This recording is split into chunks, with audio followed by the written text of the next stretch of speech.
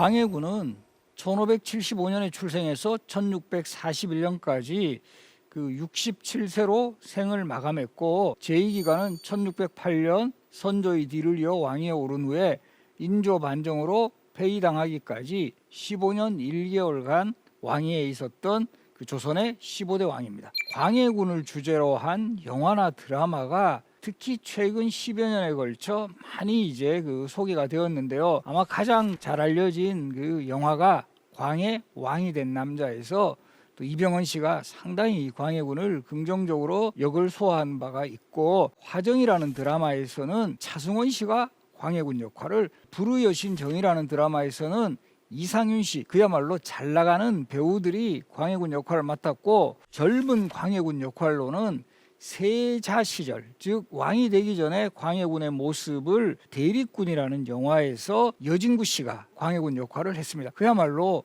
아주 그 좋은 이미지의 배우들이 또 광해군 역할을 했다라는 것 자체가 광해군에 대한 좀 더 긍정적으로 평가하려고 하는 그런 좀 현재의 분위기가 좀 어느 정도 작용을 했다. 그러나 또 냉정하게 평가하면 이 부정적인 측면도 상당히 많았던, 그래서 결과적으로 쫓겨날 수밖에 없었던 또 이런 또 운명에 처했던 왕이었다. 이렇게 먼저 이해를 하시고 이제 본격적으로 광해군을 소개를 하도록 하겠습니다. 광해군의 이름은 이혼입니다. 우리 조선시대 왕의 이름은 다 이제 한 글자씩 쓰는 것이 관례화됐어요. 우리가 세종 때부터 이 세종의 이름이 이도입니다. 그 전에 왕, 태종과 같은 왕 이방원이죠. 그리고 이제 첫 번째 왕 같은 경우도 이성계. 이러다가 왕의 이름을 한 글자로 한 이유는 왕의 이름은 딴 사람이 쓰지를 못해요. 그러니까 왕의 이름이 두 글자가 돼버리면 이 딴 뭐 신하든 일반 백성들든 이름을 쓰기에 너무 제약이 많아지니까 한 글자, 그것도 되게 어려운 한자를 쓰게 함으로써 뭔가 이런 좀 일반 백성들을 좀 배려하는 그런 뜻이 있었다. 이렇게 이해하시면 될 것 같아요. 임진왜란 때인 1592년에 바로 왕세자로 임명이 돼요. 원래 선조에게는 적장자 출신의 왕자가 이때까지도 출생을 하지 않아서 상당히 선조가 고민에 빠졌어요. 다행히 후궁 소생인 공빈김 씨와의 사이에서 임해군이라는 왕자도 있었지만, 임해군은 너무 이제 어릴 때부터 사고를 많이 쳐가지고 도저히 그 왕의 제목감이 아니다. 그 대안으로 이제 공빈김 씨의 두 번째 아들 광해군이 있었지만, 선조도 이 소위 말하는 반계 출신, 그러니까 이 선조의 할머니가 중종의 후궁이었던 창빈안 씨였거든요.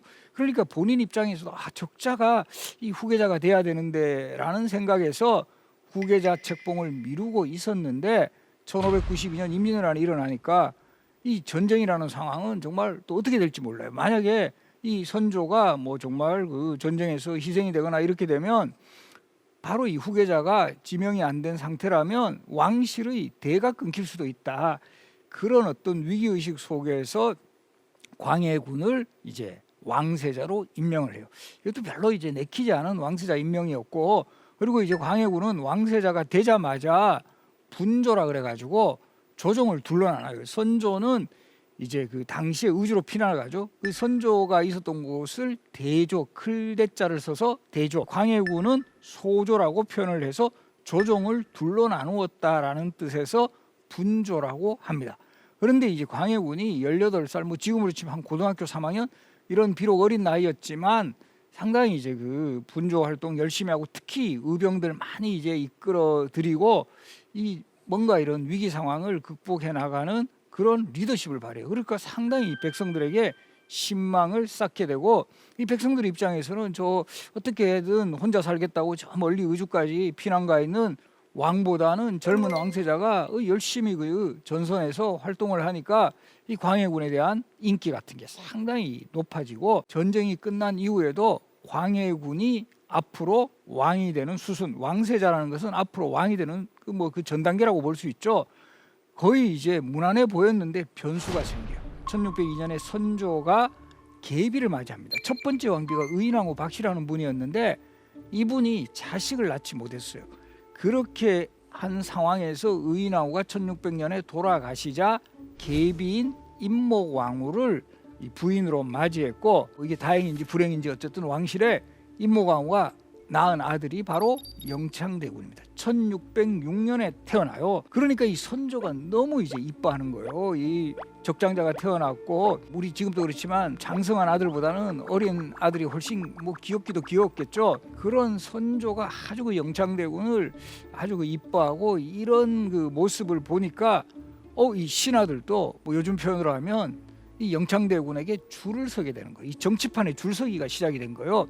사실 이 선조 후반의 정국은 요 당쟁사에서 보면 동인과 서인으로 나뉘어졌다가 1589년 무렵에 가서는 요 동인이 다시 남인, 북인으로 갈라져요. 그래서 크게 세 개의 당파, 즉 남인, 북인, 서인, 요 세 개의 당파 중에서 주로 북인들이 권력을 잡고 있던 시기였어요. 그리고 이 북인들하고 광해군이 상당히 뭐 호흡이 맞았다 할까요? 이런 상황이었는데 영창대군이 태어나니까 일부 북인 세력 중에 이탈자가 생기는 거예요. 선조의 마음이 영창대군에게 있음을 파악한 일부 세력들이 영창대군이 왕이 되는 것이 더 이제 타당하다라는 그런 입장에 서게 되는 거예요. 그래서 이때 요 북인 내에서 영창대군을 지지하는 세력들을 소부, 광해군을 끝까지 지지하는 세력들을 대북이라고 해요. 소북의 핵심 인물이 유영경이라는 사람이었고, 대북의 핵심 인물은 바로 정인홍이라는 인물이었는데, 어쨌든 이 영창대군이 태어났고 이 영창대군에 대한 그 선조의 신뢰가 깊어졌을 때 유영경이 영의정까지 해요.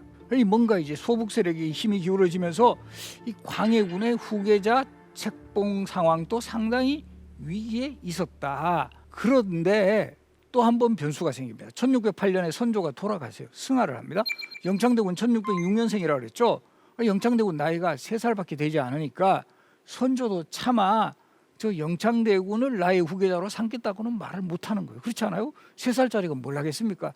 그래서 이미 광해군이 세자로 지명되었으니까 나의 후계자는 광해군이다라고 이제 유언을 또 남기기도 해요. 유명이라고 하는데, 근데 이때 이 선조의 유명을 받은 그 유영경 같은 사람은 이거를 막 알리려고 하지도 않아요. 왜냐하면 자신은 계속 영창대군을 지지했으니까. 그리고 이때 이 영창대군의 후계자 지명에 유영경이 적극 나섰을 때 이것을 반대했던 사람이 바로 정인홍이고, 정인홍은 유영경을 비판하는 상소문을 올리다가 유배까지 가게 돼요. 그런데 이제 선조가 바로 승하하고 광해군이 왕이 오르니까 이 상황이 역전돼 버려요. 영의정이었던 유영경은 바로 이제 유배되었다가 오히려 처형당하고, 상소 올렸다가 유배 간 게 훈장이 되어가지고 광해군이 즉위하면서 최고의 그 정치적 실세로 등장하는 인물이 정인홍이다. 그리고 정인홍은 대북 정치 세력의 핵심이었기 때문에 흔히 광해군 정권은 북인 중에서도 대북 정권이다,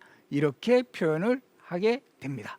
그리고 이 1608년 선조를 승하한 후에 왕이 된 광해군은 가장 큰 임무가 이때 임진왜란이 1598년에 마무리가 되거든요. 그 당시에 토지 결수 중에 3분의 1이 거의 그냥 누락돼 버리는 거예요. 국가에서는 그 토지 장부에 누락된 것도 있고, 전쟁 상황에서 이게 뭐 경작을 할 수 없는 그런 토지도 생기다 보니까 이게 뭐 요즘 표현으로 하면 뭐 경제가 거의 거덜난 상황이에요.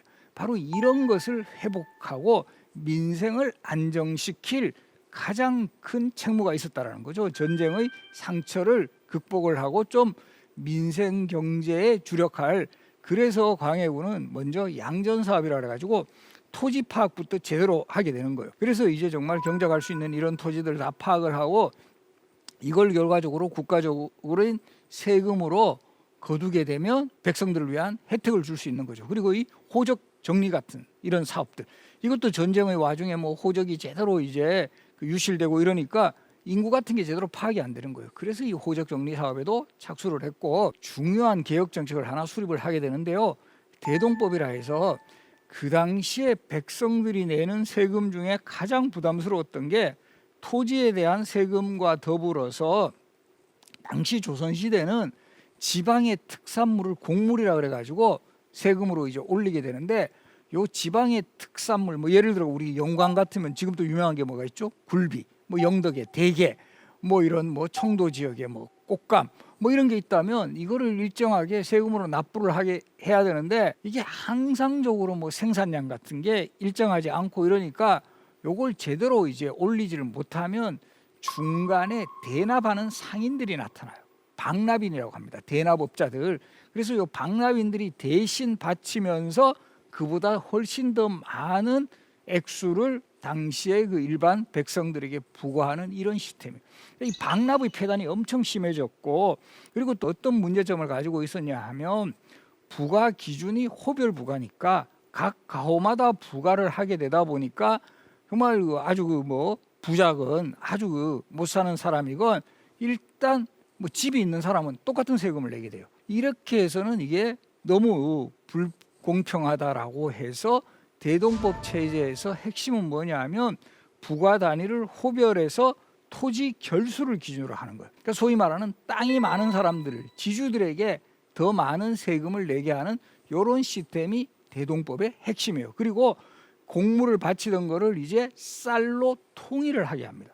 특산물 바치게 하면 어떤 또 폐단이 생기게 되느냐 하면 이게 기준이 들쭉날쭉해. 굴비 한 마리만 해도 지금도 아마 뭐 이런 백화점 같은 데서 이 아주 비싼 굴비는 막 한 마리에 막 한 10만 원 하는 굴비도 있고, 우리 뭐 가끔씩 식당에 가면 서비스로 나오는 굴비는 뭐 이거 뭐 얼마 안 하죠. 근데 이거를 똑같은 굴비 한 마리 그려버리면 이 기준이 들쭉날쭉해요. 근데 쌀로 통일하게 되면 기준이 정확하니까 특별하게 이 어떤 피해를 입지 않는다. 이렇게 해서 이 대동법이 바로 광해군 주기와 더불어 처음으로 경기도에 실시해요. 요 대동법을 주관하던 관청이 선해청이었고, 그리고 이 대동법을 실시하는데 가장 주도적인 역할을 했던 사람이 오리 이원익이라는 분입니다. 그래서 우리가 오리 이원익이라는 분은 임진왜란 시기부터 시작해서 국방이라든가 경제, 외교 이런 데 아주 큰 역할을 하셨고, 선조, 광해군, 인조 3대에 걸쳐 6번 영의정을 역임할 정도로 이 관료로서 아주 뛰어난 능력을 보였다. 바로 이런 인물이 대동법 실시에서도 아주 주도적인 역할을 했다라는 거 기억을 하시면 좋을 것 같고요. 그리고 이제 이 광해군에 또 업적하면 대표적인 게 이 동의보감을 편찬하고 간행한 거예요. 이 동의보감이 광해군 때 완성은 되지만 처음 시작은 선조 때 왕명으로 편찬이 시작이 돼요. 왜냐하면 임진왜란이라는 전쟁의 상황은 백성들의 어떤 의료 환경이 더 열악해지는 그런 모습을 보여요. 아무래도 이 전쟁 때 뭐 기근이라든가 또 이렇게 전염병이 더 창궐하게 되고 이러면 훨씬 더 이 백성들은 더 힘들어지는 거거든요. 또 아무래도 전쟁 상황 속에서 제대로 먹지도 못하고 이러면 뭐 요즘으로 하면 우리 면역이 확 떨어지고, 그래서 이런 좀 백성들을 좀 살릴 수 있는 이런 의학서를 국가적 사업으로 편찬을 시작을 하게 하시는데 정유재란으로 이게 스톱이 되어버려요. 중단이 돼요. 요즘으로 치면 이제 동의보감 편찬 팀이 이렇게 준비를 하다가 다시 전쟁이 일어나니까 이게 뿔뿔이 흩어져 버렸다는 거예요. 그리고 이제 광해군이 왕이 된 후에 광해군도 이 상황은 알았어요. 그래서 이 아버지 때부터 했던 의학서 편찬 작업을 완성을 하기 위해서 사람들을 불러 모으니까 다 흩어져 버리고 허준이 딱 남아 있었던 거죠. 그리고 이 허준에게 맡길 수 있었던 또 이유 중에 하나가 허준하고 광해군은 상당히 또 인연이 있어요.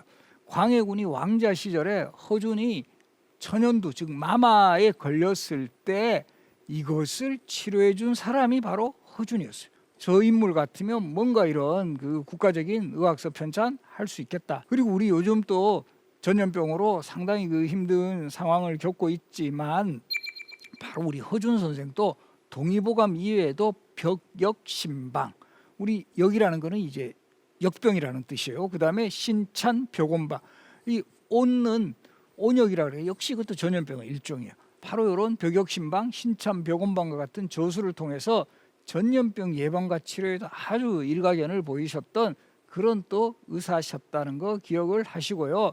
바로 요 광해군 일기에 보면 허준이 동의보감을 완성하는 과정이 기록이 되어 있습니다. 정교하기를 양평군 허준은 일찍이 선조 때 의방을, 이때 선조라는 것은 광해군의 전왕이었던 선조 때 의방을 찬지바라는 명을 특별히 받들고 몇 년 동안 자료를 수집하였는데 심지어 유배되어 옮겨다니고, 이거 왜 유배를 가게 되셨냐 하면 바로 이 선조가 승하할 때 어의가 허준 선생이셨어요. 조선시대 어의들은 뭐 어떤 이유에서든 왕이 돌아가시면 무조건 유배 가야 돼요. 그 책임을 지고 그랬는데 광해군이 워낙 허준의 능력을 알고 있었기 때문에 뭐 그냥 형식적으로만 유배 보내고 바로 불러들여 가지고 의서편찬의 작업을 계속하게 해서 그래서 1613년에 동의보감이 간행이 되게 됩니다. 이 고금의 방서를 널리 모아서 한 권에 모은 다음 분류하여 책으로 만든 것이다. 이 동의보감 정말 우리에게는 자랑스러운 기록물이고 이 동의보감은 현재 유네스코 세계 기록유산으로까지 지정이 되었습니다.